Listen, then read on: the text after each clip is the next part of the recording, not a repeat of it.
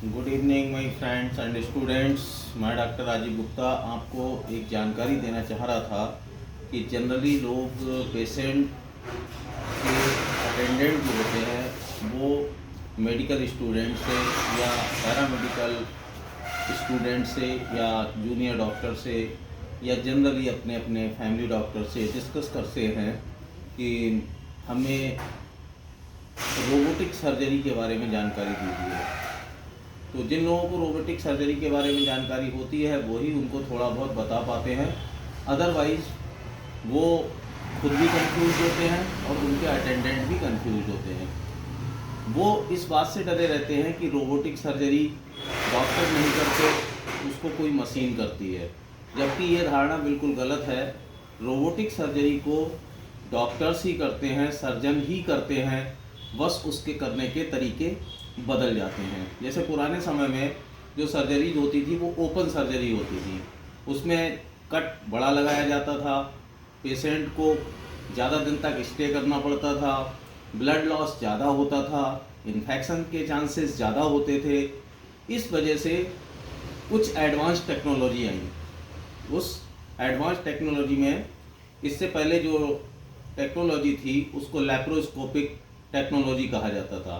हालांकि आज भी लैप्रोस्कोपिक सर्जरी काफ़ी अच्छी मानी जाती है, क्योंकि उसमें इन्फेक्शन के चांसेस जो हैं वो कम होते जाते हैं और ब्लड लॉस भी कम होता है, हॉस्पिटल स्टे भी कम होता है और उसको ज़्यादा दिनों तक एनपीओ मतलब नील पर ओरली भी नहीं रखा जाता है, जल्दी उसको फीडिंग शुरू कर दी जाती है। उसके बाद रोबोटिक सर्जरी आई। रोबोटिक सर्जरी डॉक्टर्स के द्वारा ही की जाती है, बस उसमें एक सिस्टम थोड़ा कंप्यूटराइज्ड होता है। एक तरफ एक मशीन्स होती है, दूसरी तरफ एक डॉक्टर बैठा होता है, उसके पास कंप्यूटर हैंडलिंग सिस्टम्स होते हैं, कंसोल पार्ट होता है और वो उसी पार्ट से पेशेंट पर रोबोट के द्वारा, क्योंकि उसमें 4 आर्म्स होते हैं और वो आर्म्स ऐसे आर्म्स होते हैं जहाँ पर डॉक्टर्स के हैंड नहीं पहुँच पाते हैं। मतलब ये सर्जरी ज़्यादातर उन पार्ट्स पर की जाती है जहाँ पर ऑर्गन इम्पैक्टेड होते हैं, गहराई में होते हैं, अंदरूनी होते हैं, जहाँ पर आर्म्स को घुमाना, हैंड्स को घुमाना मुश्किल होता है। वहाँ पर रोबोट जो है वो ये काम कर देता है। क्यों? क्योंकि वो एक तो बहुत ज़्यादा उसका मैग्नीफिकेशन होता है, काफ़ी बड़ा दिखाई देता है। दूसरी बात 3D, 3 डायमेंशनल। चौथा, उसके आर्म्स काफ़ी गहराई तक पहुंच जाते हैं और जो होल किए जाते हैं वो बहुत ही मिनिमल इन्वेसिव होते हैं, मतलब बिल्कुल जस्ट लाइक की पॉइंट, और वहाँ पर काफ़ी बड़ा दिखाई देता है। डॉक्टर्स अपने हिसाब से किस पार्ट को निकालना है, कितना रिसेक्ट करना है, जैसे किडनी के अंदर कोई छोटा सा सिस्ट है या प्रोस्टेट के पास में कोई ट्यूमर है या सिस्ट है, उसको निकालना है, तो वो रोबोट की मदद से, उसकी हेल्प से इस तरीके से सेटिंग करता है कि वहाँ पर वो उसी पार्ट पर पहुँच जाता है और उसको धीरे धीरे रिसेक्ट कर देता है। वहाँ पर बिल्कुल ब्लीडिंग के चांस नहीं होते हैं, फाइन सूचरिंग का भी पार्ट जो है वहाँ पर होता है और जो स्कार्स हैं वो भी बड़े नहीं आते हैं। ये सर्जरी ज़्यादातर बड़े शहरों में होती है, लेकिन इस सर्जरी को, इसका मतलब ये नहीं है कि ये रोबोटिक सर्जरी ही सब कुछ है। रोबोटिक सर्जरी हर बीमारी में यूज़ नहीं करनी चाहिए और ना ही यूज होती है।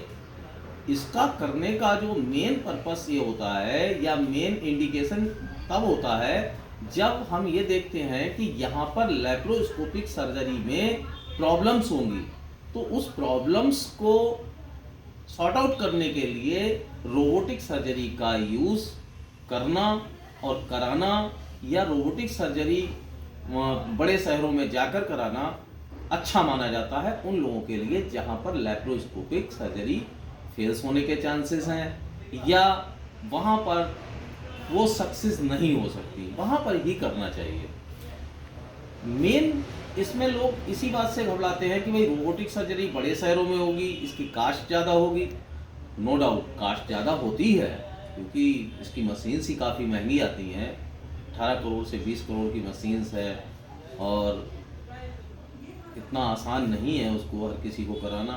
बट जब प्रॉब्लम्स आती हैं और उनको लगता है कि इससे हमें बेनिफिट्स ज़्यादा हैं तो वो अरेंजमेंट करके इस रोबोटिक सर्जरी को कराते हैं। इसमें सबसे ज़्यादा जो फ़ायदा होता है वो यही रहता है कि एक तो इसके सक्सेस रेट काफ़ी हैं, नंबर 1। नंबर 2, इसमें जो रिकवरी है वो बहुत जल्दी होती है, ब्लड लॉस बहुत कम होता है। तीसरा, एंटीबायोटिक्स की ज़रूरत नहीं पड़ती है, क्योंकि रोबोटिक सर्जरी में वहाँ पर कोई असिस्टेंट या असिस्टेंट डॉक्टर्स उसकी ज़रूरत नहीं पड़ती है। पूरा जीरो बैक्टीरियाज और वेल मेंटेन हाइजीन के थ्रू इस सर्जरी को किया जाता है। तो ऐसे बहुत से पॉइंट्स हैं जो प्रोस्टेटिक कैंसर या प्रोस्टेट ट्यूमर या नेफ्रोटिक कैंसर या ऐसे ऑर्गन्स जो ईजिली लेप्रोस्कोप जहाँ तक नहीं पहुँच पाता है, ऐसे इम्पैक्टेड ऑर्गन्स की सर्जरी में रोबोटिक सर्जरी को अच्छा माना जाता है। मैं इसके कुछ पार्ट्स के बारे में, कौन कौन सी सर्जरीज होती हैं इसमें, कैसे होती हैं, कैसे कंसोल के थ्रू डॉक्टर्स उसको इंडिकेट करते हैं, कहाँ कहाँ पर इसको रिसेक्शन किया जाता है, कैसे रिसेक्ट करते हैं, यूरेथ्रा के ज़्यादातर लेप्रोस्कोपी में कई बार रिकवरी रेट कम होते हैं, इरेक्टाइल डिसफंक्शन के चांसेस हो जाते हैं। तो वो रोबोटिक सर्जरी क्योंकि बहुत ही फाइन सर्जरी है, उसमें ये चांसेस ना के बराबर होते हैं, इसलिए इन सर्जरी को रोबोटिक सर्जरी के थ्रू करना ज़्यादा अच्छा माना जाता है। नमस्कार दोस्तों, मैं अगली वीडियो में आपको आगे की जानकारी दूंगा। Good night.